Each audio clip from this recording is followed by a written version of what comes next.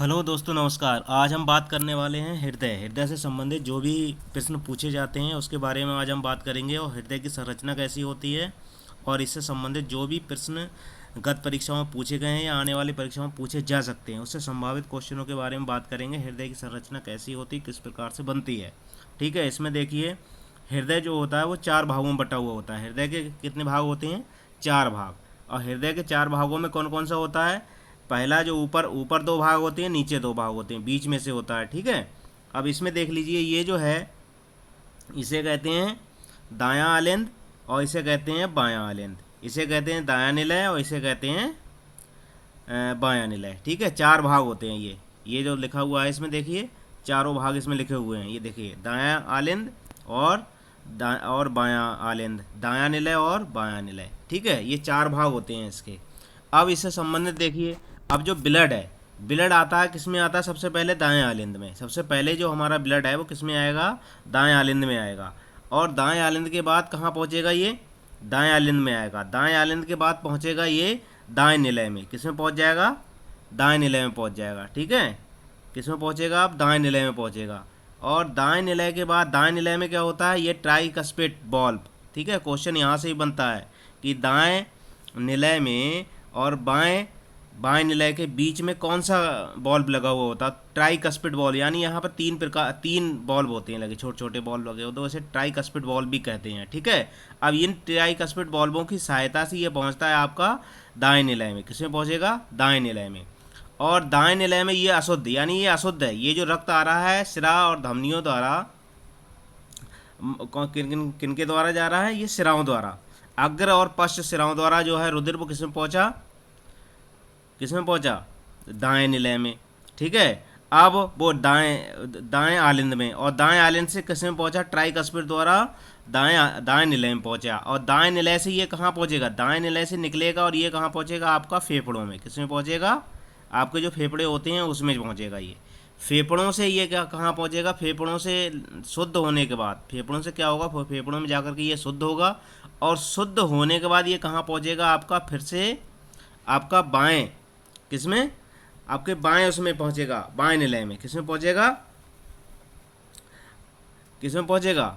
बाएं आलिंद में पहुंचेगा। किसमें? बाएं आलिंद में पहुंच जाएगा। ये बाएं आलिंद है और ये दाएं आलिंद है। बाएं आलिंद में पहुंचेगा। ये कौन सा होगा? शुद्ध होगा। कौन सा होगा? शुद्ध होगा। शुद्ध होकर के, फेफड़ों से शुद्ध होकर के, ये कौन से? ये मान लो आपके फेफड़े हैं। ठीक है, क्या है? फेफड़े।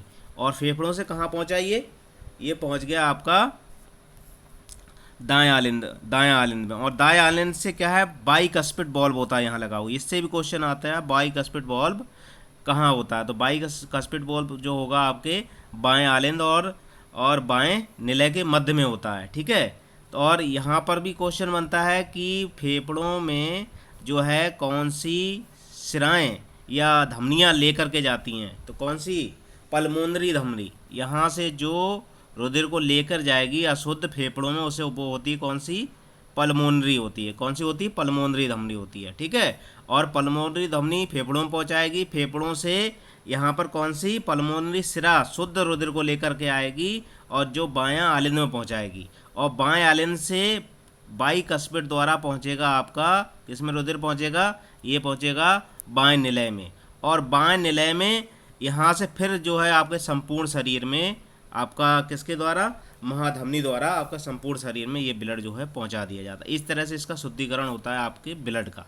ठीक है, अब देख लीजिए इसमें इसमें देखो, ये अब कुछ चीज़ें इसमें यह है कि इसमें ये तो देख लीजिए कि मतलब रुधिर जो है वो शुद्ध कैसे होता है। ठीक है, ये तो शुद्ध होता है फेफड़ों में जाके। और यहाँ से सबसे पहले यहाँ आएगा, कहाँ पर आएगा आपका? बाएं आलिंद से दाएं निलय में, वो बाएं निलय में, और बाएं निलय से पहुंचेगा फेफड़ों में। फेफड़ों से पहुंचेगा आपका बाएं आलिंद में, और बाएं आलिंद से ट्राइकस्पिड द्वारा पहुंचेगा आपका बाएं निलय में, और बाएं निलय से महाधमनी द्वारा पहुंच जाएगा आपके संपूर्ण शरीर में। अब देखिए दूसरे जो क्वेश्चन बनते हैं वो कौन से बनते हैं? अब इसको एक आवरण घेरे हुए होता है, इसको सुरक्षा कवच कौन प्रदान करता है? यानी हृदय आपके हृदय को जो सुरक्षा कवच कौन प्रदान करता है, इससे संबंधित क्वेश्चन बनते हैं। ठीक है, इससे संबंधित क्वेश्चन देखिए, सबसे पहला इसको जो घेरे रहता है उस आवरण का नाम क्या है? तो उस आवरण को क्या कहेंगे बताइए? उस आवरण को क्या कहेंगे? पेरिकार्डियम। क्या है? हृदय के आवरण को जो चारों तरफ से घेरा है उसे क्या कहेंगे? पेरिकार्डियम। यानी जो आवरण होता है उसे क्या कहेंगे? हृदय आवरण या पेरिकार्डियम कहते हैं, जो आवरण चारों तरफ से घेरे हुए होता है। और ये आवरण जो है इसकी दो परतें होती हैं। कैसी होती हैं इसकी? दो परतें। और बीच में इसमें क्या होता है? जेल होता है। बीच में क्या होता है? जेल भरा हुआ होता है, ताकि इससे सुरक्षा प्रदान कर सके। तो बाहरी, अब इसमें दो दो इसमें मतलब इसकी दो परतें होती हैं। पेरिकार्डियम कितनी होती है? दो परतें होती हैं। अब इसमें अंदरूनी परत का क्या नाम है और बाहरी परत का क्या नाम है? तो जो अंदरूनी परत है, अंदर की परत का नाम है पेरिटोनियम। अंदर की जो परत होगी उसका नाम है पेरिटोनियम। क्या है? पेरिटोनियम। और बाहर की जो परत है उसका नाम है पैराटल। पैराटल पेरिकार्डियम, इसे कहेंगे पैराटल पेरिकार्डियम। ठीक है, जो बाहर की परत है। और इसके बीच में जो जेल होगा, इसके बीच में जो जेल होगा भरा हुआ, उस जेल को क्या कहेंगे? उसे कहेंगे पेरिकार्डियल, क्या है? फ्लूइड। पेरिकार्डियल फ्लूइड कहेंगे। ठीक है, क्या कहेंगे उसे? पेरिकार्डियम द्रव। पेरिकार्डियम द्रव कहेंगे उसे। क्या कहेंगे? पेरिकार्डियम फ्लूइड या पेरिकार्डियम द्रव कहते हैं। ठीक है। अब इसमें देखिए, अब इसमें एक क्वेश्चन और बनता है आपका। क्या क्वेश्चन बनेगा इसमें? इसकी आवाज़ कैसी होती है? इसकी आवाज़ किस तरह से करता है? हमारा हृदय आवाज़ किस प्रकार से करता है? तो हमारा हृदय आवाज़ जो करता है वो लब और डब की ध्वनि से आवाज़ करता है। अब पहले लब की ध्वनि आती है कि डब की ध्वनि आती है, और लब की ध्वनि बनती कहाँ से है, डब की ध्वनि कहाँ से बनती है? तो इसमें ये देखिए, ये जो है आपकी लब की ध्वनि कहाँ होगी? ये जो ट्राइकस्पिड बल्ब और बाइकस्पिड बल्ब, ये दोनों जब बंद होंगे तो ये ध्वनि लब की ध्वनि क्या है? निकलती है। और अगले जो है इसमें आवाज़ से संबंधित क्वेश्चन आते हैं कि हमारा हृदय आवाज़ किस तरह से करता है। तो हमारा हृदय जो आवाज़ करता है वो लब और डब की ध्वनि से करता है। लब और डब की ध्वनि। अब लब की ध्वनि किससे आती है? लब की ट्राइकस्पिड बल्ब और बाइकस्पिड बल्ब के बंद होने से लब की ध्वनि आती है। और डब की ध्वनि जो नीचे अर्धचंद्राकार इसमें, यानी जो ट्राइकस्पिड बल्ब इन दोनों के मध्य में होते हैं, दायां आलिंद और दायां निलय के में ट्राइकस्पिड होता है, बायां आलिंद और बाएं निलय में बाइकस्पिड होता है। इन दोनों के बंद होने पे लब की ध्वनि आती है। और अर्धचंद्राकार जो कपाट लगे हुए होते हैं निलय में, उस निलय के बंद होने से आपकी किसकी? डब की ध्वनि आती है। किसकी ध्वनि आती है? डब की ध्वनि आती है। ये भी क्वेश्चन आते हैं। ठीक है। अब देखिए, हम देखेंगे कि इसका रुधिर मतलब होता, रुधिर का शुद्धिकरण किस प्रकार से होता है, मतलब हृदय अपना कार्य किस प्रकार से करता है, उससे संबंधित देखेंगे। एक डायग्राम देखेंगे। देखिए डायग्राम, संपूर्ण शरीर से हमारा हृदय कहाँ पहुँचा? हमारा संपूर्ण शरीर से जो रुधिर है वो कहाँ पहुँचेगा? संपूर्ण शरीर से पहुँचेगा। कहाँ पहुँचा हमारा? जो अशुद्ध होगा, क्या होगा आपका? अशुद्ध रुधिर, वो अग्र और पश्च महाशिरा कहाँ पहुँचाएगा? दाएं आलिंद में। कहाँ पहुँचाएगा? दाएं आलिंद में। और दाएं आलिंद से कहाँ पहुँचेगा? ट्राइकस्पिड बल्ब द्वारा। ट्राइकस्पिड बल्ब द्वारा दाएं निलय में पहुँचेगा। और दाएं निलय से पल्मोनरी धमनी द्वारा जो अशुद्ध जो रुधिर होगा, अशुद्ध रुधिर कहाँ पहुँचाएगा? ये फेफड़ों में पहुँचाएगा। कौन से आएगा? पल्मोनरी धमनी द्वारा। ये प्रश्न बनते हैं, कौन सी धमनी पहुँचाती है फेफड़ों में अशुद्ध रुधिर को? तो फेफड़ों में कौन सी पहुँचा रही है? पल्मोनरी धमनी पहुँचा रही है। ठीक है। अब देखिए, अब पल्मोनरी धमनी जो है वो उसने पहुंचा दिया फेफड़ों में। अब फेफड़ों में क्या हुआ? रुधिर को हुआ शुद्ध। रुधिर कैसा हुआ? फेफड़ों में शुद्ध हुआ। अब फेफड़ों में शुद्ध होने के बाद पल्मोनरी सिरा जो शुद्ध रुधिर है उसको लेकर कहाँ पहुँचेगा? आपका बाएं आलिंद में पहुँचेगा। किसमें? बाएं आलिंद में पहुँचेगा। और बाएं आलिंद से रुधिर बाइकस्पिड बल्ब द्वारा, बाएं आलिंद से बाइकस्पिड बल्ब के द्वारा चलता हुआ कहाँ पहुँचेगा? बाएं निलय में पहुँचेगा। और बाएं निलय से महाधमनी जो शुद्ध रुधिर लेकर के आपके संपूर्ण शरीर में पहुंचाती है। ठीक है। इससे संबंधित जो भी क्वेश्चन हो आप वीडियो को रोक कर देख सकते हैं और लिख सकते हैं। ठीक है, क्योंकि इससे बहुत इंपॉर्टेंट क्वेश्चन बनते हैं और परीक्षाओं में बहुत ज़्यादा बनते हैं और आगे होने वाली परीक्षाओं में भी बनेंगे। ठीक है। आगे देखिए, इससे संबंधित मैंने कुछ प्रश्न भी लिखवाए हैं, वो भी आप देख लीजिए। देखिए, हृदय से संबंधित प्रश्न कौन से हैं? हृदय से संबंधित प्रश्न आगे देखिए। हृदय का रंग कैसा होता है? अगर क्वेश्चन आता है हृदय का रंग कैसा होता है, तो हृदय का रंग कैसा होता है? आपका गुलाबी रंग का होता है। हृदय कैसा होता है? गुलाबी रंग का होता है। इसका भार कितना होता है? तो इसका भार आपका होता है 300 ग्राम। कितना होता है? 300 ग्राम इसका भार होता है। हृदय के 4 भागों में बटा है। हृदय के जो है 4 भाग हैं। हृदय, अगर क्वेश्चन ये भी आता है हमारा हृदय कितने भागों में बटा हुआ, तो हृदय होता है 4 भागों में। तो उसमें दायां आलिंद है और दायां निलय है, बायां आलिंद है और बायां निलय है। ठीक है।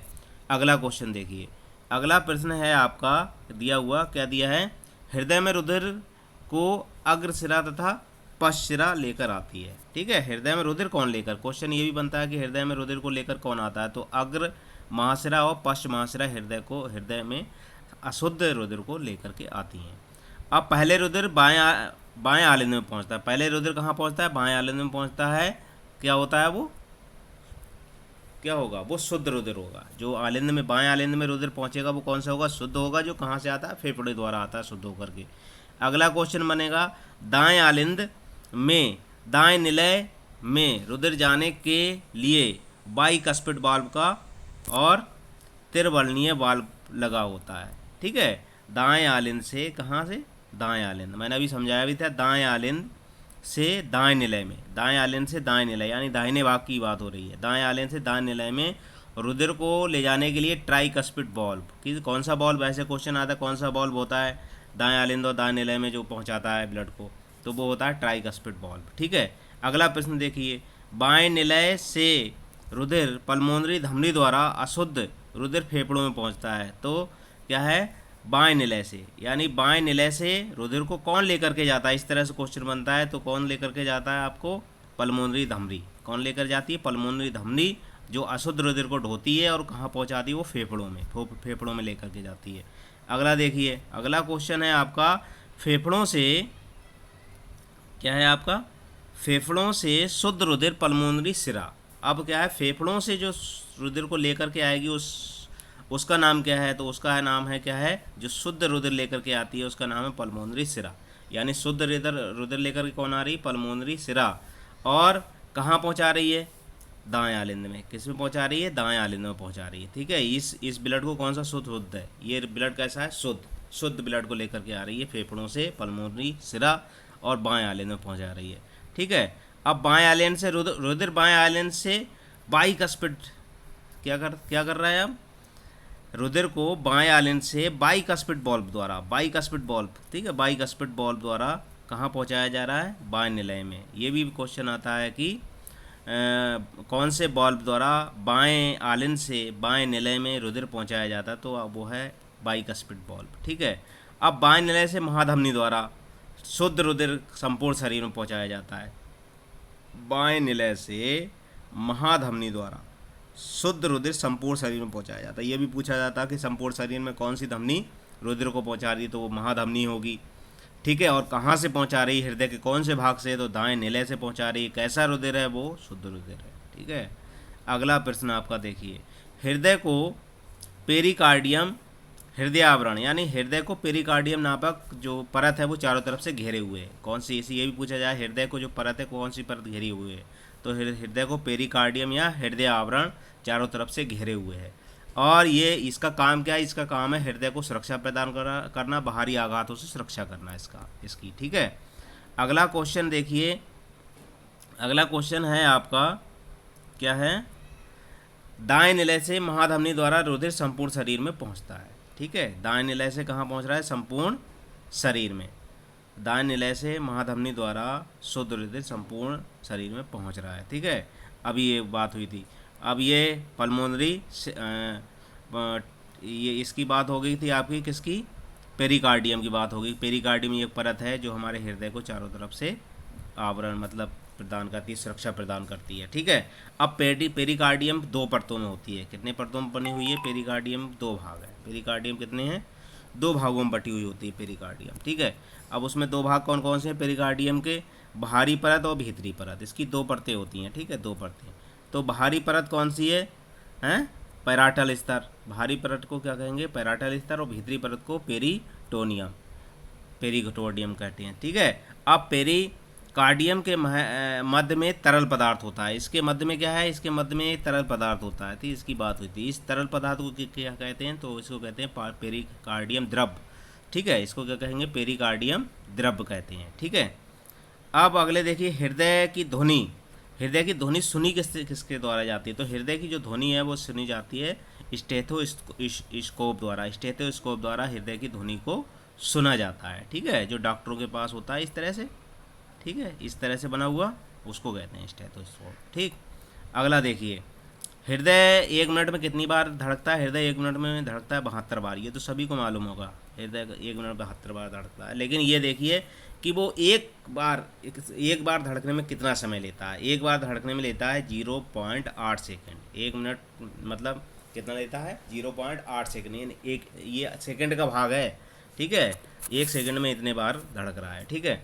अब धमनी की दीवारें मोटी होती हैं। इसमें देखिए धमनी की जो दीवारें कैसी होती है, धमनी जो होता है, क्योंकि धमनी और सिरा 2 प्रकार की नसें होती हैं, तो धमनी की जो दीवारें होती हैं वो होती हैं मोटी। ये भी क्वेश्चन आता है धमनी की दीवारें कैसी होती हैं। और धमनी की दीवारें मोटी होने की वजह से ही आपका बीपी इनमें कितना रहता है? 120 रहता है, क्योंकि जब मोटी होंगी तो प्रेशर ज़्यादा होगा, ठीक है, इसीलिए इसका बीपी कितना 120 रहता है। और सिरा की दीवारें कैसी होती हैं? पतली होती हैं, जिससे इसका बीपी कितना रहता है? 80 रहता है, ठीक है। ये जो क्वेश्चन मैंने कराए ये सब हैं आपके हृदय से संबंधित, ठीक है। इस वीडियो को आप एक बार में समझ में ना आए दोबारा से देख सकते हैं। ये बहुत ही अच्छी वीडियो है और बहुत इम्पोर्टेंट क्वेश्चन इसमें मैंने दिए हैं, ठीक है। ये वीडियो मेरी अगर अच्छी लगी हो तो आप किसी अपने फ्रेंड को, दोस्तों को शेयर भी कर सकते हैं, इसको लाइक कर सकते हैं, और आगे की वीडियो आपको मिलती रहें तो मेरे चैनल को सब्सक्राइब कर सकते हैं। धन्यवाद।